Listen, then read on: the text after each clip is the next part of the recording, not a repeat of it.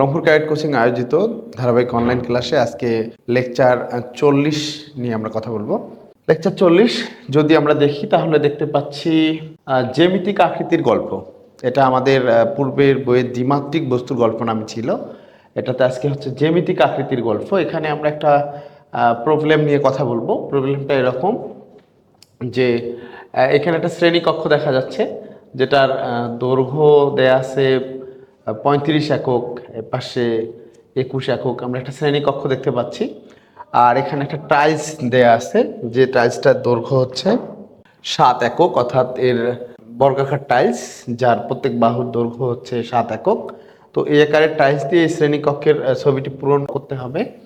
তো এখানে প্রশ্নগুলা যদি আমরা খেয়াল করি, কি কি প্রশ্ন আছে। প্রথম প্রশ্নটা হচ্ছে, শ্রেণীকক্ষের ছবিটি পূরণ করতে কতটি টাইলস প্রয়োজন হয়েছে।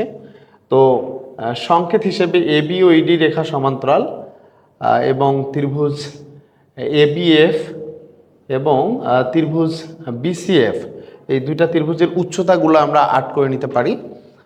দ্বিতীয় প্রশ্ন হচ্ছে, শ্রেণীকক্ষের মেঝের আনুপাতিক ছবিটি খাতায় আঁকো, প্রদত্ত আকারের কাগজের টাইলস তৈরি করে শ্রেণীকক্ষের ছবিটিতে বসিয়ে দেখো কতগুলো টাইলস প্রয়োজন হচ্ছে। তাহলে আমাদের টাইলসের সংখ্যা দুইভাবে আমরা বের করব, একটা হিসাব করে বের করব, আর একটা আমরা কাগজ কেটে অথবা টাইলস বসিয়ে দেখব, বা টাইলস আর্ট করে দেখব, অঙ্কন করে দেখব কত টাইলসের প্রয়োজন। গ নাম্বার প্রশ্ন হচ্ছে, ক এবং খ থেকে প্রাপ্ত ফলাফলের মধ্যে পার্থক্য থাকলে তার যৌক্তিক ব্যাখ্যা দাও। তো এই প্রশ্নটা নিয়ে আমরা আলোচনা করব। আমরা চলে যাই প্রশ্নে। আমরা প্রথমে এই শ্রেণীকক্ষটার ক্ষেত্রফল নির্ণয় করব। শ্রেণীকক্ষের ক্ষেত্রফল নির্ণয় করে আমাদের যে চিত্রে টাইলস দেওয়া ছিল, অর্থাৎ একটা বর্গাকার টাইলস দেওয়া ছিল, যার দৈর্ঘ্য হচ্ছে 7 একক, অর্থাৎ বর্গাকার টাইলসের 7 একক দৈর্ঘ্য। তো আমার প্রথম কাজ হচ্ছে এই শ্রেণীকক্ষের ক্ষেত্রফলটাকে নির্ণয় করা। তো শ্রেণীকক্ষের ক্ষেত্রফলটাকে নির্ণয় করার জন্য আমরা প্রথমে যদি ইএফ সিডি অথবা সিডিইএফ এই আয়তক্ষেত্রটার ক্ষেত্রফল নির্ণয় করি, সেক্ষেত্রে দেখব যে ক নাম্বার, এখানে সিডিইএফ আয়তক্ষেত্রের ক্ষেত্রফল, আয়তক্ষেত্রের ক্ষেত্রফল, এখানে আয়তক্ষেত্রের ক্ষেত্রফল সমান আমরা জানি দৈর্ঘ্য গুণন প্রস্থ। তো আমার দৈর্ঘ্য দেয়া আছে কত মিটার? দৈর্ঘ্য দেয়া আছে 35 মিটার, আর প্রস্থ দেয়া আছে 21 মিটার। তাহলে এর ক্ষেত্রফলটা কত হচ্ছে? আমরা যদি এটা ক্যালকুলেশন করি, 35 গুণন 21 এত বর্গ একক, যেহেতু ক্ষেত্রফলের একক হচ্ছে বর্গ একক। এখন আমরা 21 আর 35 যদি গুণ করে দিই, তাহলে কত পাবো? 35 21, তাহলে 35-এ হচ্ছে এখানে 35 দুগুণ 70, 5 3 7, অর্থাৎ 735 গুণফল আমাদের আসতেছে 735 বর্গ একক। তাহলে আমরা সিডিইএফ আয়তক্ষেত্রের ক্ষেত্রফল পেয়েছি। সিডিইএফ আয়তক্ষেত্রের ক্ষেত্রফল পেলাম 735 বর্গ একক। এরপরের কাজ হচ্ছে আমাদের ট্রাপিজিয়ামের মতো যে অংশটা আছে, এটার ক্ষেত্রফল নির্ণয় করা। ট্রাপিজিয়াম আকৃতির যে অংশটা, সেখানে আমাদেরকে প্রশ্নে বলেই দেয়া আছে, আমরা চাইলে বিএফসি এবং এবিএফ ত্রিভুজের লম্ব বা উচ্চতাগুলো 8 করে নিতে পারি। সেক্ষেত্রে আমরা যেটা করব, আমরা বি বিন্দু থেকে এই এফসি এর উপরে আমরা একটা লম্ব 8 করে নিলাম, ধরে নিচ্ছি লম্বটা হচ্ছে বিএস। তো এই লম্বটা আমাদের কত হবে? এই লম্বটা হবে, অর্থাৎ এই কথাগুলো আমরা লিখে নিতে পারি, সিএফ বাহুর উপর বিএস লম্ব আঁকি, বিএস লম্ব আঁকি। এখন আমাদের এই অংশটা একটা ট্রাপিজিয়াম হয়ে যাবে, অর্থাৎ এ বি সি এফ এটা একটা ট্রাপিজিয়াম অংশ। আর আমরা জানি ট্রাপিজিয়ামের একজোড়া বাহু সমান্তরাল থাকে, কিন্তু সমান্তরাল বাহুদ্বয় আবার অসমান। সেক্ষেত্রে যদি খেয়াল করি, আমাদের এখানে একটা সমান্তরাল বাহু এ বি আর একটা সমান্তরাল বাহু হচ্ছে সিএফ। যেহেতু ইডি সিএফ একটা আয়তক্ষেত্র, তাহলে ইডির দৈর্ঘ্য যত হবে, আমাদের এই সিএফ অংশের দৈর্ঘ্য ঠিক তত হবে। তাহলে আমরা সিএফ এর মান কত পাবো? এটাও পাবো 35 একক। এখন আমাদের সিএফ এর মান জানা আছে, এবির মান জানা আছে, আমাদের উচ্চতাটা বের করে নিতে হবে যে আসলে উচ্চতাটা কত। তো আমরা যদি উচ্চতাটা খেয়াল করি যে পুরা যে শ্রেণীকক্ষ অর্থাৎ এ থেকে ই পর্যন্ত আমরা যদি খেয়াল করি, এখানে দেখো দেওয়া আছে যে এদের দূরত্ব হচ্ছে 28 একক। তাহলে এই পুরা 28 একক থেকে অর্থাৎ এই সম্পূর্ণটার দৈর্ঘ্য থেকে আমরা যদি এই ইএফ একক অর্থাৎ এই পরিমাণ দূরত্ব আমরা বাদ দিই, তাহলে কাকে পাবো? আমরা বিএইচ এর দৈর্ঘ্য পাবো। তাহলে বিএইচ এর দৈর্ঘ্যটা আমরা একটু বের করে নিচ্ছি। অতএব বিএইচ ইকুয়াল টু হবে 28 বিয়োগ 21 একক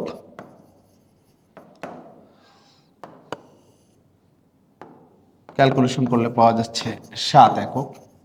তাহলে ট্রাপিজিয়াম অংশটাতে বিএইচ এর দূরত্ব হচ্ছে 7 একক। বিএইচ এর দূরত্ব আমরা পাচ্ছি 7 একক। আমরা এখন ট্রাপিজিয়াম অংশের ক্ষেত্রফলটা নির্ণয় করব। যদি ট্রাপিজিয়াম অংশের ক্ষেত্রফল নির্ণয় করতে চাই, সেক্ষেত্রে একটু আমরা দেখব যে ট্রাপিজিয়াম অংশটার আমাদের ক্ষেত্রফল কত আসছে। বিএইচ এর দৈর্ঘ্য পাচ্ছি 7 একক। তা এখন আমরা এবিসিএফ অর্থাৎ ট্রাপিজিয়াম অংশটার ক্ষেত্রফল নির্ণয় করব। তো আমার এ বি সিএফ ট্রাপিজিয়ামের ক্ষেত্রফল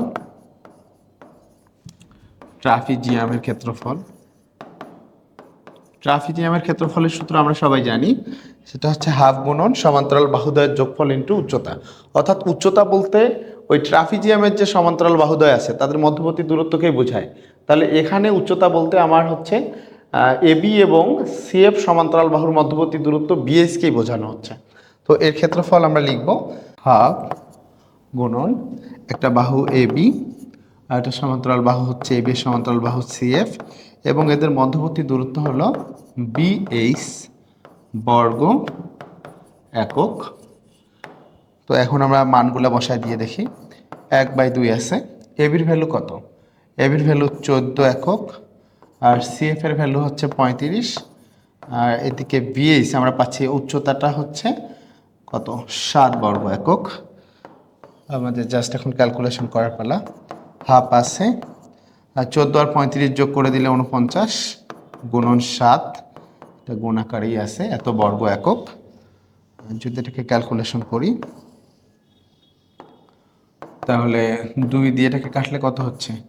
24 দুখানো 48.5 24.5।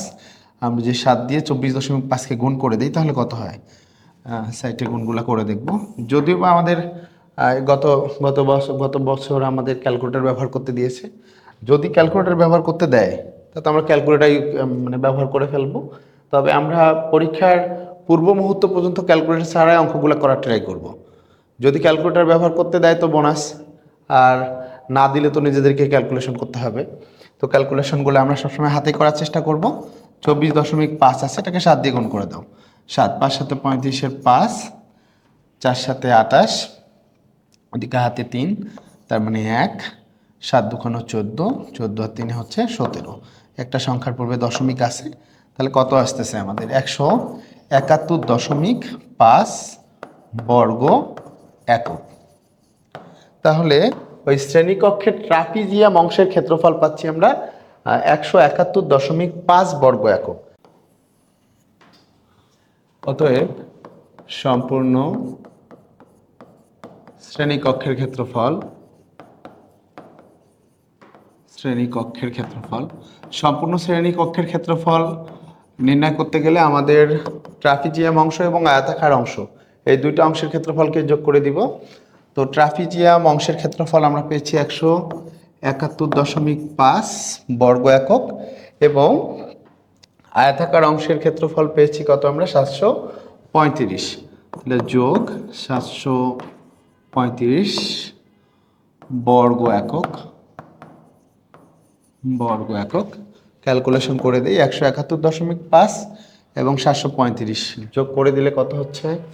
যোগ করে দিলে যেটা হচ্ছে এদিকে আসতেছে 5 একে 6, 7 একে 7 3 10 0, 7 একে 8 হাতের 1 9 আর দশমিক দেন 5, অতএব 906.5 বর্গ একক। তাহলে আমাদের পুরা শ্রেণীকক্ষের ক্ষেত্রফল কত পেলাম? 906.5 একক। এখন আমার কাজ হচ্ছে এই শ্রেণীকক্ষে কতটি টাইলস বসবে সেটা বের করা। এটা বের করার জন্য আমাদেরকে টাইলসের ক্ষেত্রফল বের করতে হবে। আমরা প্রশ্নে দেখেছিলাম যে একটা বর্গাকার টাইলস আছে, যে টাইলসের প্রত্যেক বাহুর দৈর্ঘ্য কত, 7 একক। তো আমার বর্গাকার টাইলসের ক্ষেত্রফল কত হবে? অতএব বর্গাকার টাইলসের ক্ষেত্রফল, বর্গাকার টাইলসের ক্ষেত্রফল, আমরা জানি বর্গের ক্ষেত্রফলের সূত্র হচ্ছে বাহু গুণন বাহু স্কোয়ার অথবা বাহু স্কোয়ার। আমরা যে কোনো একটা ব্যবহার করেই বের করব। তাহলে 7 গুণন 7 বর্গ একক, 7 আর 7 গুণ করে দিলে কত হচ্ছে? 49 বর্গ একক। এখন শ্রেণীকক্ষে আমাদের কতটা টাইলসের প্রয়োজন হবে? আমরা যদি শ্রেণীকক্ষের ক্ষেত্রফলকে ওই টাইলসের ক্ষেত্রফল দিয়ে ভাগ করে দেই, তাহলেই আমরা মোট টাইলসের সংখ্যা পাবো। অতএব মোট টাইলসের সংখ্যা, মোট টাইলসের সংখ্যা হবে, শ্রেণীকক্ষের ক্ষেত্রফলকে আমরা টাইলসের ক্ষেত্রফল দিয়ে ভাগ করব। শ্রেণীকক্ষের ক্ষেত্রফল কত? 906.5 ডিভাইডেড বাই, এটাকে ভাগ করব আমরা 49 দিয়ে, যেহেতু সংখ্যা টি এতটি। 906.5 ডিভাইডেড বাই 49 যদি আমরা এটাকে ভাগ করে দেই, আমাদের ভাগফলটা কত আসে? আমরা ভাগটা সাইডে করে নিচ্ছি। 906.5 ডিভাইডেড বাই 49, তাহলে আমাদের একবার যাচ্ছে। একবার যদি দেই তাহলে এখানে 49, আমাদের এখানে 6 তো নামছি, 10 থেকে 9 গেলে 1, হাতের 1 এসে 4-এর সাথে মিলে যাচ্ছে 5, 9 থেকে 5 গেলে 4, দশমিক তো আমার আছে দশমিকের, আমরা দশমিকের হিসাবটা পরে করছি। 49 দিয়ে আমরা আবারও ভাগ করতে পারছি, কতবার যাচ্ছে?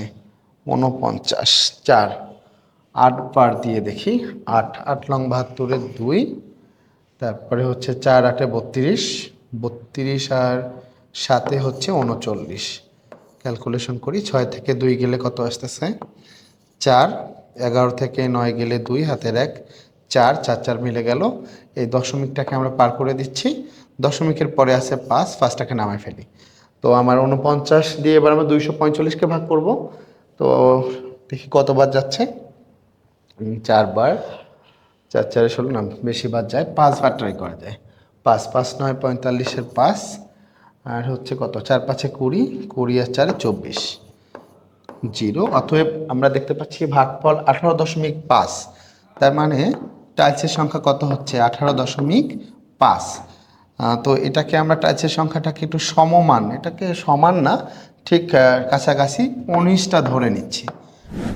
টাইলস যদি আমরা এভাবে 8 করে করে বসাই, সেক্ষেত্রে 1টা 2টা 3টা 4টা, এভাবে যদি আমরা একটু দিয়ে দেখি, তাহলে এখানে মোট টাইলস বসতেছে আমাদের 1 2 3 4 5, 1 2 3 3 5 15টা। আর এই দিক থেকে যদি আমরা ট্রাপিজিয়াম অংশটা দেখি, সেক্ষেত্রে এ থেকে বি এর দৈর্ঘ্য যেহেতু 14 পর্যন্ত আমাদের টাইলস আসলে কয়টা বসবে? এখানে আমাদের টাইলস বসবে 2টা, কারণ এদিকে বসবে একটা 7 মিটার 7 মিটার, এখানে 7 মিটার, এখানে 7 মিটার, অর্থাৎ 2টা টাইলস। তাহলে এদিকে 15 আর 2 কয়টা হচ্ছে? 17। এরপরে যদি আমরা দেখি যে আমাদের 2টা অংশ ফাঁকা আছে, আমরা যদি এখানে একটা টাইলস বসাই, আবার এখানে একটা টাইলস বসাই, সেক্ষেত্রে দেখতে পাচ্ছি আমরা 19টা টাইলস, কিন্তু 19টা টাইলসেরই কিন্তু প্রয়োজন হচ্ছে না। আমরা যদি একটা টাইলসের অর্ধেকও যদি ভেঙে ভেঙে দিই, তাহলে প্রায় হয়ে যাচ্ছে। অর্থাৎ আমাদের এখানেও প্রায় 19টার মতো টাইলস লাগছে। তাহলে আমরা দেখতে পাচ্ছি কতে আমাদের টাইলসের সংখ্যা ছিল 19টা, এখানেও টাইলসের সংখ্যা প্রায় কয়টি? 19টি। অর্থাৎ আগেরটাতে ছিল 18.5, আমরা সেটাকে প্রায় 19টা ধরেছিলাম, এখানেও আমরা প্রায় 19টা ধরে নিচ্ছি। তাহলে গ নাম্বার প্রশ্নটাতে আমাদের ছিল কি, ক এবং খ থেকে প্রাপ্ত ফলাফলের মধ্যে পার্থক্য থাকলে তার যৌক্তিক ব্যাখ্যা দাও। তো আমরা তেমন কোনো পার্থক্য খুঁজে পাচ্ছি না। আমরা যে একটা আপাত ছবি আর্ট করে দেখলাম, সেখানেও প্রায় 19টার মতো টাইলস ব্যবহৃত হচ্ছে। আর আমরা একুরেসি হিসেবে যেটা আমরা মেজার করে নিয়েছি, সেখানেও প্রায় 18.5টা টাইলস ব্যবহার হয়েছে। অর্থাৎ ক এবং খ থেকে প্রাপ্ত ফলাফলের মধ্যে তেমন কোনো পার্থক্য আমরা দেখতে পাইনি। M80-তে ওই রিলেটেড কিছু ম্যাথ দেয়া আছে আমাদের, সেটা হচ্ছে একটা আয়তাকার বাগানের দৈর্ঘ্য 50 মিটার এবং প্রস্থ 30 মিটার এবং বাগানের ভিতরের চারিদিকে 3 মিটার চওড়া রাস্তা আছে। প্রথম প্রশ্ন হচ্ছে উপরের তথ্যের আলোকে আনুপাতিক চিত্র অঙ্কন করো, রাস্তার ক্ষেত্রফল নির্ণয় করো। রাস্তা বাদে বাগানের পরিসীমা বেড়া দিতে প্রতি মিটার 25 টাকা হিসেবে মোট কত টাকা খরচ হবে? আমরা একটা সমস্যা নিয়ে কথা বলবো, সেটা হচ্ছে একটা আয়তাকার বাগানের দৈর্ঘ্য 50 মিটার এবং প্রস্থ 30 মিটার এবং বাগানের ভিতরে চারিদিকে 3 মিটার চওড়া রাস্তা আছে। উপরের তথ্যের আলোকে আনুপাতিক চিত্র অঙ্কন করো। ক নাম্বার প্রশ্নটা যদি আমরা উত্তর করি তাহলে দেখতে পাই যে আনুপাতিক চিত্র, আমাদের একটা আয়তাকার বাগান, তো আমরা আয়তাকার বাগান একটা আর্ট করব ঠিক এরকমটা। আয়তাকার বাগান যার দৈর্ঘ্য দেয়া আছে 50 মিটার আর প্রস্থ দেয়া আছে কত, 30 মিটার, ঠিক এরকম একটা চিত্র এবং বাগানের ভিতরে চারিদিকে 3 মিটার চওড়া রাস্তা। অর্থাৎ আমরা এটার ভিতরে একটা রাস্তা আছে, সে রাস্তাটা 3 মিটার চওড়া, 3 মিটার চওড়া একটা রাস্তা, অর্থাৎ এই রাস্তার চওড়া অংশটা হচ্ছে 3 মিটার। ঠিক এটা একটা আনুপাতিক ছবি যে বা চিত্র, এটাকে তোমরা এ বি সি ডি এভাবে ডিনোটেট করে দিতে পারো। এটা ছিল কয়ের উত্তর। আমরা যাব খ নাম্বার প্রশ্নে। খ নাম্বার প্রশ্নে কি আছে, রাস্তার ক্ষেত্রফল নির্ণয় করো। এবার খ নাম্বার প্রশ্নটা দেখো। তো খ নাম্বার প্রশ্নের জন্য আমরা যেটা করব, প্রথমে বাগানের ক্ষেত্রফল নির্ণয় করব, তারপর রাস্তা বাদে বাগানের ক্ষেত্রফল নির্ণয় করব এবং রাস্তা সহ বাগানের ক্ষেত্রফল থেকে শুধু বাগানের ক্ষেত্রফল বাদ দিলেই আমরা রাস্তার ক্ষেত্রফল পাবো। তো এখানে বাগানের দৈর্ঘ্য 50 মিটার এবং বাগানের প্রস্থ এটা দেয়া আছে 30 মিটার। তাহলে অতএব বাগানের ক্ষেত্রফল কত হবে? আমরা জানি আয়তাকার বাগানের দৈর্ঘ্য বা প্রস্থ দেয়া থাকলে ক্ষেত্রফল হচ্ছে দৈর্ঘ্য গুণন প্রস্থ।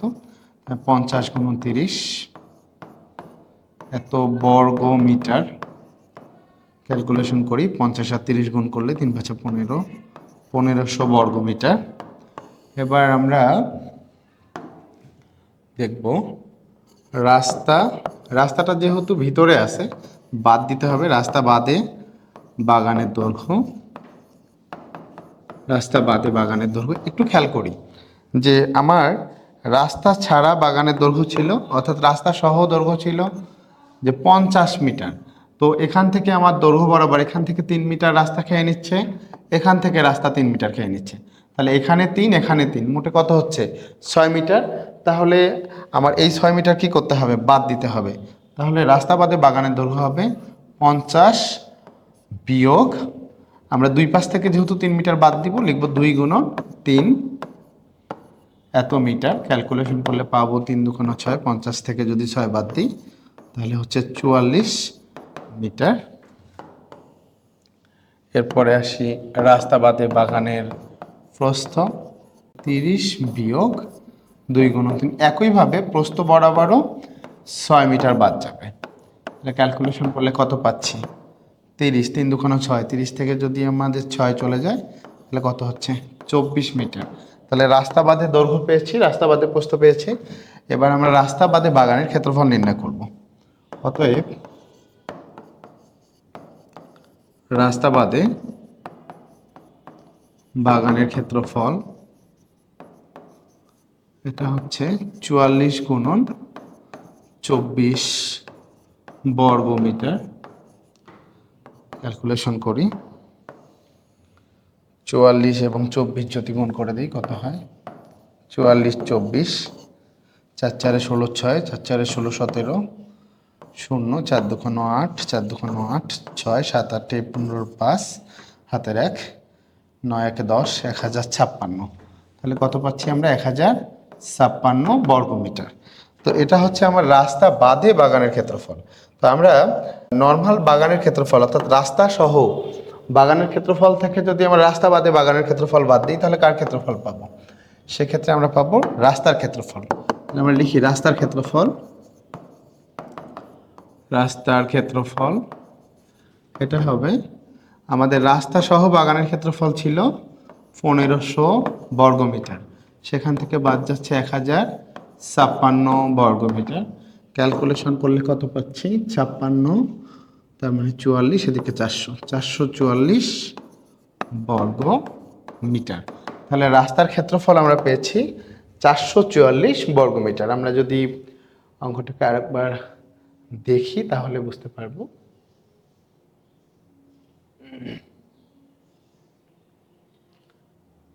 আমাদের ছিল বাগানের দৈর্ঘ্য 50 মিটার, প্রস্থ 30 মিটার। তাহলে বাগানের ক্ষেত্রফল কত?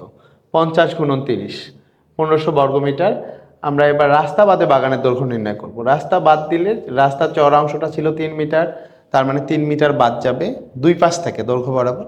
তাহলে 3 দুগুণ 6, অর্থাৎ 50 থেকে 6 মিটার গেলে 44 মিটার। রাস্তা বাদে প্রস্থ 24 মিটার। তাহলে রাস্তা বাদে ক্ষেত্রফল কত? রাস্তা বাদে ক্ষেত্রফল হচ্ছে 1056 বর্গ মিটার। অতএব রাস্তার ক্ষেত্রফল কত হবে? আমরা রাস্তা সহ ক্ষেত্রফল থেকে রাস্তা বাদে ক্ষেত্রফল বাদ দিব, তাহলে আমরা পেয়ে যাব রাস্তার ক্ষেত্রফল। রাস্তার ক্ষেত্রফল আমরা পাচ্ছি 444 বর্গ মিটার। এবার গ নাম্বার প্রশ্নে আমাদের বলছে রাস্তা বাদে বাগানের পরিসীমায় বেড়া দিতে প্রতি মিটারে 25 টাকা হিসেবে মোট কত টাকা খরচ হবে? রাস্তা বাদে যদি আমাদেরকে পরিসীমা বরাবর বেড়া দিতে বলে, তাহলে আমাদের কোন অংশটাকে বেড়া দিতে হচ্ছে? আমাদের বেড়া দিতে হচ্ছে ঠিক এই অংশটাতে, অর্থাৎ এই ভিতরের অংশটাতে। যদি আমরা রাস্তাটাতে বেড়া না দিই তাহলে আমাদের এই অংশে বেড়া দিতে হচ্ছে। তো আমাকে দেখতে হবে রাস্তা বাদে বাগানের দৈর্ঘ্য আমরা কত বের করেছিলাম এবং রাস্তা বাদে প্রস্থ কত, অর্থাৎ রাস্তা বাদে আমাদের পরিসীমা কত। তো গ নাম্বার আমরা খ হতে পাই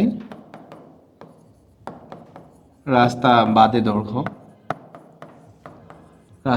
দৈর্ঘ্য এটা ছিল আমাদের 44 মিটার। রাস্তা বাদে প্রস্থ হচ্ছে 24 মিটার। তাহলে অতএব রাস্তা বাদে পরিসীমা কত? আমরা পরিসীমা সূত্র জানি, 2 ইন্টু দৈর্ঘ্য যোগ প্রস্থ। তার মানে হচ্ছে 2 ইন্টু দৈর্ঘ্য আমার 44, প্রস্থ 24, এত মিটার। ক্যালকুলেশন করলে পাবো 2 ইন্টু 44 আর 24 যদি যোগ করি 4 4 8, এখানে 4 2 6, অর্থাৎ 2 গুণন 68 মিটার। ক্যালকুলেশন করি 8 দুগুণ 16, 6 দুগুণ 12, 12 একে 13, অর্থাৎ 136 মিটার। অর্থাৎ আমাদেরকে বেড়া দিতে হচ্ছে কত মিটার? 136 মিটার। কিন্তু প্রশ্নে বলছে যে প্রতি মিটারে 25 টাকা খরচ, অর্থাৎ 1 মিটারে বেড়া দিতে খরচ হচ্ছে 25 টাকা। তাহলে 136 মিটার বেড়া দিতে আমাদের মোট খরচ কত পড়বে? তাহলে আমরা দেখি। অতএব 1 মিটার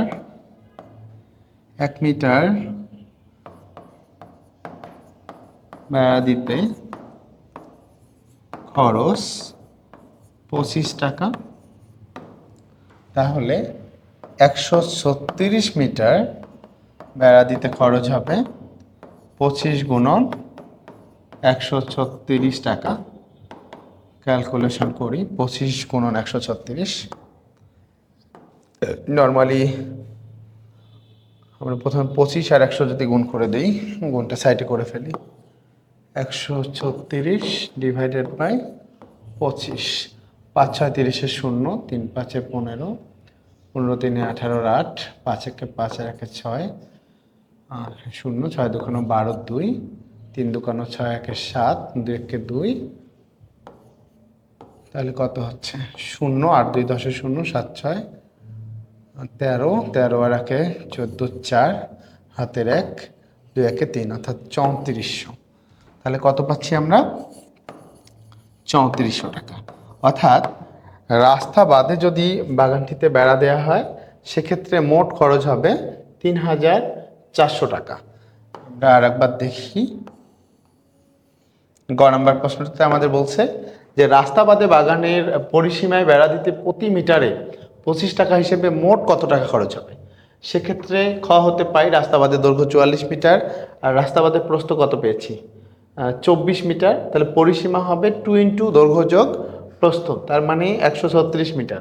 তাহলে 1 মিটার বেড়া দিতে খরচ 25 টাকা, 136 মিটারে বেড়া দিতে খরচ হচ্ছে 3400 টাকা।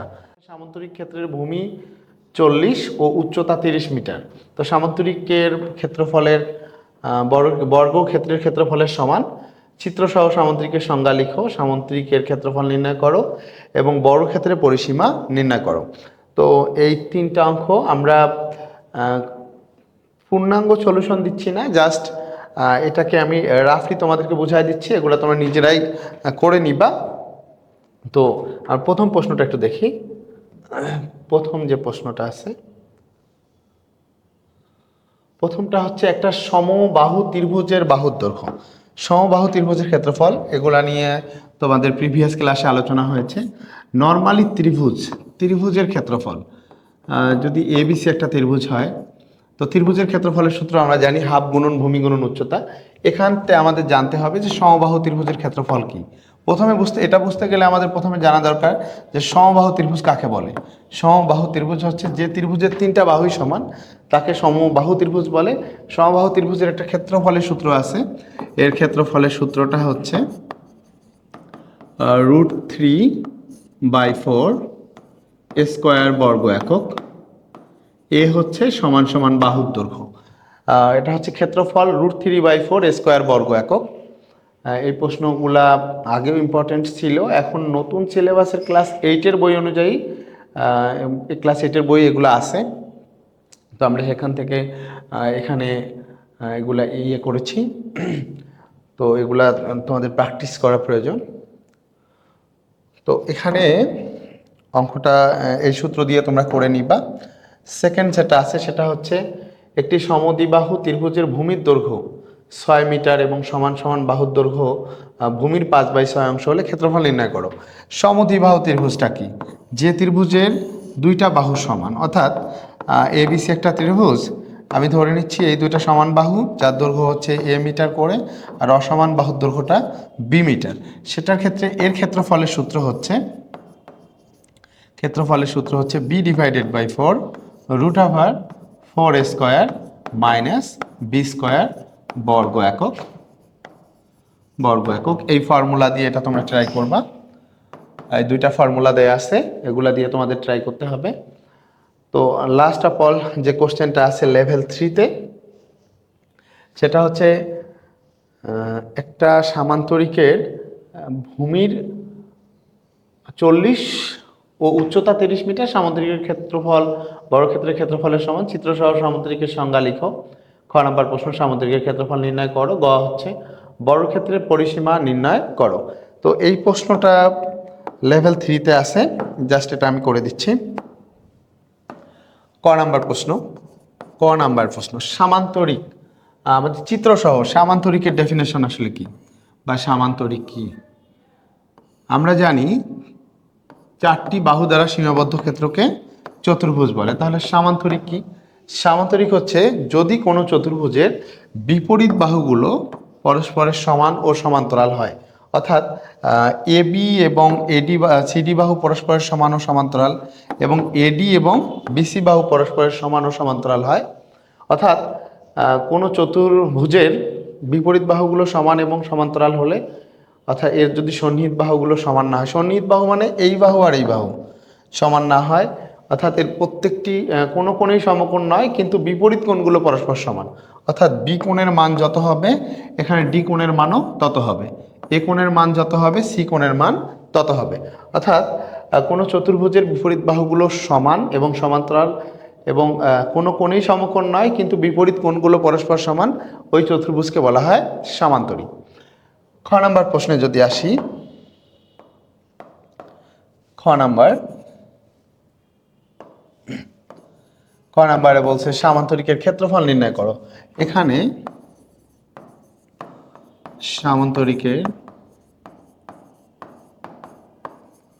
সামান্তরিকের ভূমি দেয়া আছে 40 মিটার, সামান্তরিকের উচ্চতা দেয়া আছে 30 মিটার। অতএব আমরা জানি সামান্তরিকের ক্ষেত্রফল,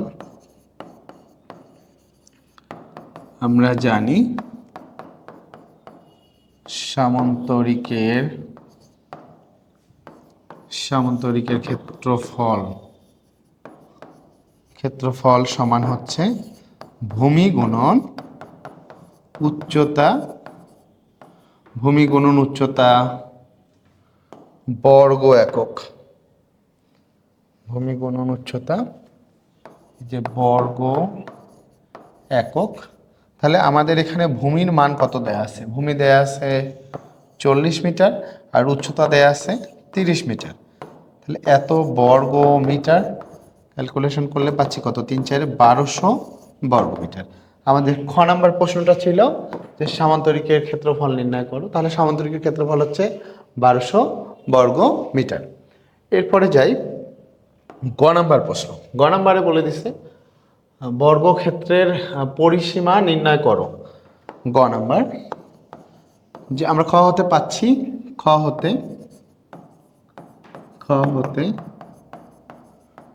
সামান্তরিকের ক্ষেত্রফল ছিল 1200 বর্গ মিটার। তো যেহেতু প্রশ্নেই আমাদের দেয়া আছে যে সামান্তরিকের ক্ষেত্রফল সমান হচ্ছে বর্গের ক্ষেত্রফল, অর্থাৎ সামান্তরিকের ক্ষেত্রফল যত হবে বর্গের ক্ষেত্রফলও তত হবে। অতএব বর্গের ক্ষেত্রফল হবে 1200 বর্গ মিটার।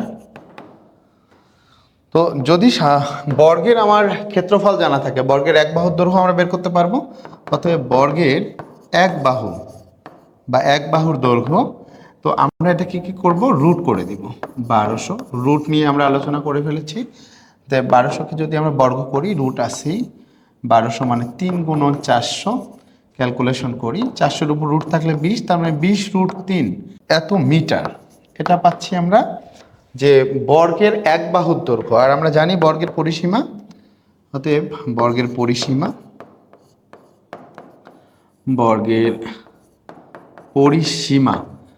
পরিসীমা হচ্ছে 4 গুণন এক বাহুর দৈর্ঘ্য। তাহলে আমার এখানে 4 আছে, এক বাহুর দৈর্ঘ্য কত পেয়েছি? 20 √ 3 মিটার। ক্যালকুলেশন করলে কত পাচ্ছি? 4 20 80 √ 3 মিটার। তো আমাদের ক্যালকুলেটর যদি ব্যবহার করতে দেয়, আমরা সহজেই √3 80 গুণ করে দিয়েই মান পাবো। অথবা √3-এর মান আমরা জানি 1.730 7320 এভাবে দিয়ে গুণ করে দিলেও হবে, অথবা এভাবে রেখে দিলেও অ্যান্সারটা মনে হয় হয়ে যাবে ইনশাল্লাহ।